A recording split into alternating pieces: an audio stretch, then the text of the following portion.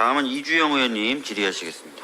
네, 개혁신당 이주영입니다. 이 얘기를 사실 생각을 안 했는데 장부순 교수님께서 말씀해 주신 거에 대해서 저희가 우리나라 여건에 대해서 한마디만 더 덧붙이면 지역의사제의 문제는 그겁니다. 기본적으로 다 지역에서 키워서 그 지역에 정착하게 하면 좋은데 우리나라 같은 경우에는 전 국민이 사실 빅5 진료를 원하고 그리고 모든 의사들이 서울 생활을 또 어느 정도 바라는 부분이 있기 때문에 이런 것이 되면 될수록 오히려 지역에 있는 의사들은 초짜 의사, 경험이 없는 의사라는 인식이 공고해질 수밖에 없습니다. 그런데 환자 입장에서는 당연히 의료 이용의 지역적 허들이 없기 때문에 당연히 지역 의사에 대한 편견이 더 공고해질 수밖에 없어서 그건 오히려 의료 이용의 형평성에 있어서 또 혼란을 초래할 수 있다. 이런 말씀 좀 덧붙이고 싶고요.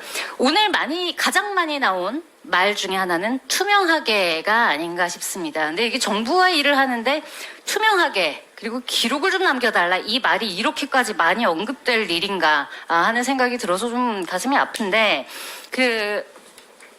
우리 김국일 정책관님께 제가 하나만 여쭤보고 싶은데 만약에 지금 보건복지부에서 일하고 계신데 나의 급여와 업무 여건과 모든 제반, 내가 일하는 모든 상황과 나의 직역의 전망 같은 것에 대한 협상을 한다고 칠 때 정부 입장에서 이 전체 주체도 정부가 가지고 가요. 보건복지부 산하에서 장관이 임명하거나 혹은 장관이 정하는 사람이 위원장을 가지고 가는 상황에서 과반도 내가 아닌 쪽에서 가져가요. 근데 의결권도 없어요.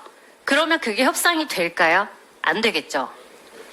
쉽지 않겠죠. 그러면 그 중에서 만약에 하나만 있어도 전체 키를 정부가 들고 있고 과반도 그쪽으로 가져가거나 전체 키를 정부가 가지고 있으면서 의결권을 가져가거나 하면 그것도 협상의 여지가 사실 거의 없겠죠. 그러면 만약에 이거 세 개가 잘 합의가 안 됐을 때 의료계에 어떤 제안을 하실 수 있고 왜냐하면 이건 의사만의 문제가 아니거든요. 간호사, 조무사, 의료기사 다 공동으로 문제가 생길 건데 여기에 대해서 정부가 어떤 거를 주실 수가 있는지가 하나가 궁금하고요.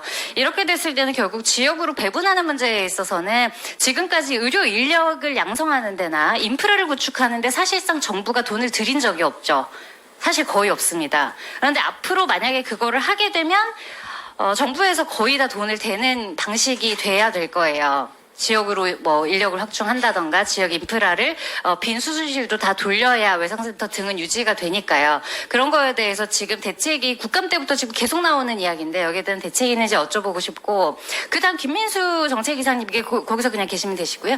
정책이사님께 제가 여쭤보고 싶은 게 이건 확실히 좀 짚고 넘어가야 될 것 같습니다. 저도 중간중간 답변하실 때 조금 혼란이 있는데 지금 전문의 분 그리고 앞으로 의대생들은 협상에 요구사항이 있어서 파업 중인 거라서 복귀를 논하는 게 의미가 있는 겁니까? 아니면 미래 진료권, 자율권 때문에 사직을 했고 새로운 정책을 원하는 겁니까? 김혜수 이사님 짧게 먼저 그 둘 중에 하나를 선택을 하려면 어느 쪽에 가까운 거죠? 둘 중에 하나를 선택하는 게 아닌 것 같고요. 제가 제 이전 직장에 복귀하고 약간 이런 개념이 아니기 때문에 당연히 저희는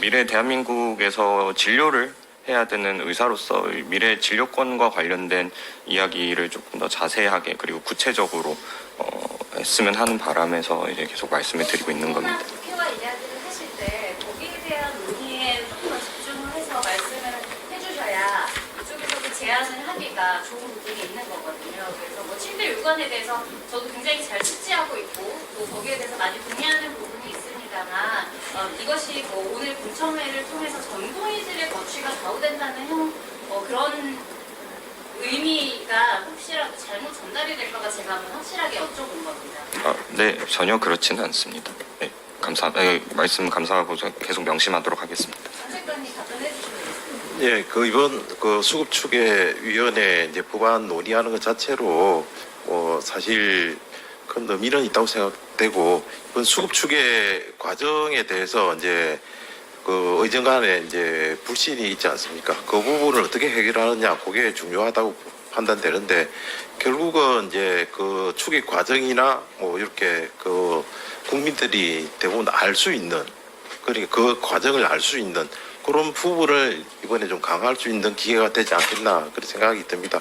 그래서 뭐 여러 이제 진술인들께서 말씀 주신 것처럼 회의록이나 뭐 이런 부분에 대해서 공개할 수 있는 그런 쪽으로 한다면은 충분히 그 과정에서 뭐 이제 그 정부가 이제 어떤 뭐 압력을 넣거나 그런 거 없이 순수하게 전문인들로 이렇게 그 구성된 수급추계위원회에서 그 추계 결과를 이제 제안을 할 수 있고 그 부분에 대해서 정부가 이제 존중할 수 있는 그런 기회가 될 수 있을 것 같습니다.